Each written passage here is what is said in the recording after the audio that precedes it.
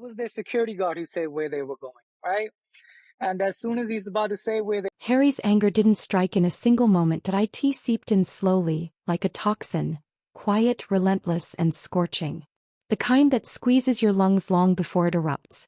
Because this time it wasn't a cruel headline or an anonymous online rumor. This time it was someone Harry actually knew. A man who had chauffeured his wife for years. A man who had witnessed things Harry was never supposed to discover. No cameras. No photos. Carefully hidden. Very sweet to do this under the radar. That one sentence shattered everything. stormed the taxi, and there's flashes coming from every direction. They're up against the car, just taking pictures. Those were the exact words spoken by Mr. Ellis, Meghan Markle's longtime former driver, during what was meant to be a small, unremarkable interview on a low-profile streaming platform. No dramatic music, no flashy graphics, just an elderly man sitting rigidly in a chair, hands clasped, eyes weighed down by something that looked unmistakably like regret. I drove Meghan to places Harry was never meant to know about. The host went silent. Viewers froze. Within minutes, the clip was ripped, reposted, and spread across social media like an exposed live wire. Ellis didn't grin. He didn't pause. He didn't backtrack. He explained that Meghan frequently instructed him to disable GPS tracking, turn off interior cameras, and personally choose routes that avoided public surveillance. Late-night drives. Sudden requests. Abrupt changes. Destinations that were never recorded, never listed, never mentioned again. She said it was for safety, Ellis continued. But safety doesn't require secrecy from your own husband. That single statement changed everything. Precisely what happened on the streets of New York City Tuesday night after Prince Harry and Duchess Meghan and her mother left a charity event in Manhattan. According to Ellis, these trips usually took place when Harry was out of town or intentionally kept occupied. The destinations were never charity functions or casual social gatherings. Instead, they were underground parking structures, hourly rental apartments, private side entrances, and deserted suburban streets where only headlights bore witness. She was always on edge, Ellis said, constantly checking her phone, instructing him to circle the block to keep the engine running. Then came the sentence that pushed suspicion into something far more disturbing. I was fired for asking questions. No warning.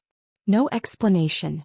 Just a brief call from Meghan's assistant and a termination notice. Years of loyalty wiped away in seconds. Ellis leaned closer to the camera, his voice dropping.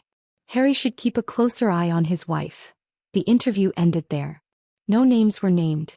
No direct accusations were made. None were necessary. 40 minutes later, inside the Montecito mansion, everything collapsed. According to a security source, Harry exploded in a way no one had ever witnessed. He screamed until his voice cracked. He hurled his phone into the wall again and again until only shattered glass remained. Staff retreated. Doors shut softly. No one dared step in. One question echoed repeatedly, raw and uncontrolled. Why didn't I know? That question wasn't meant for the press. It wasn't for Ellis. It was for Meghan. By nightfall, Harry confronted her. The mansion felt wrong that evening. Too silent, too still, as if the air itself were holding its breath. Harry stormed into the living room, eyes bloodshot, hands trembling. His iPad struck the table hard enough to rattle the glassware.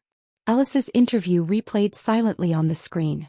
Meghan looked up from her phone. For a split second, something flickered across her face. Surprise, calculation, fear, then vanished. Explain, Harry said, his voice tight, controlled, dangerous. What is he talking about? Meghan slowly set her phone down, tilting her head in that familiar, practiced way. The posture she used in interviews, in therapy-style conversations, in arguments she believed she could win. Harry, it was private work, she said softly. Personal projects. Things I couldn't make public. That was when the switch flipped. Private work that requires turning off GPS? Harry snapped. That requires lying to security. To me? Her tone sharpened. You're being paranoid, she said. He was exaggerating. It was just industry meetings. Girls' nights. Harry slammed his hand on the table. Girls' nights don't happen in underground garages at midnight. Silence settled between them, thick and suffocating. Then Meghan changed tactics. Her shoulders drooped. Her breath caught. Tears appeared instantly, perfectly timed. "Do you think I wanted this?" she whispered. "I've been attacked every day since we left the royal family. And now you're doing it too." She reached for him. "Everything I do is to protect you. To protect the children." It was the same pattern. The same reversal. Turn accusations into betrayal. Turn questions into cruelty. And for years it had worked. But not tonight. Harry stepped back. Later that night, alone in his office, the truth began to surface. Not explosively but methodically. Harry opened Meghan's official schedule and cross-checked it against gate logs, security messages, and vehicle movement timestamps. That's when he saw it. The gaps. Entire stretches of time erased. Meetings that never existed. Morning runs with no camera footage. Nights when security was dismissed early. Edits layered over edits like someone constantly rewriting history. 2 lives. One public, one hidden. Harry's chest tightened. His hands went numb. And then he made a decision he never imagined making. He hired a private investigator, not to attack Meghan, but to understand her. Rumors traveled faster than facts. Industry insiders whispered that secrecy like this pointed in only one direction. Paparazzi desks buzzed. Anonymous posts multiplied. Then witnesses began to surface. A Montecito neighbor claimed she saw Meghan slipping into a black SUV every Tuesday night, dressed head to toe in black, head lowered, moving quickly. A West Hollywood barista remembered her whispering with a man in the corner, turning her face away whenever someone approached. A Beverly Hills hotel clerk recalled a private room booked under a false name, and one chilling response when asked who she was meeting. "Not my husband." Still, none of it explained everything, until the photo appeared. No caption. No source. Just a single image uploaded from a blank account and left to spread on its own. Meghan in a dim underground garage, oversized hoodie, cap pulled low, mask raised high. 2 men in black handing her a sealed brown package.